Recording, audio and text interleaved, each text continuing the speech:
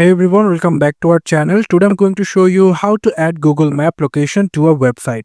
So without wasting any time, let's get started. So first we have to come over into our Visual Studio Code, and here we need to type the HTML structure, and after that we'll go for Google Maps. So for that I'm going to open Google Chrome and we go for Google Maps.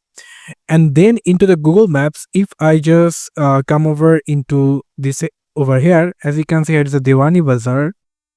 So if you just want to give this location into your HTML websites, what you need to do, you just need to click your location, and then here you just need to click on the share button, and then here you will get the embed a map option, and over here you can simply copy HTML option, and then you can simply paste it into the body section like this.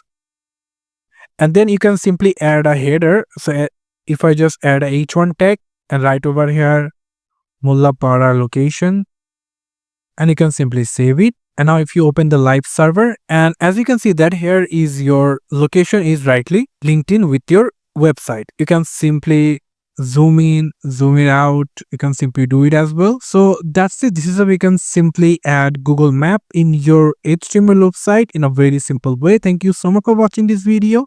I hope to see you for another videos. Till then, goodbye.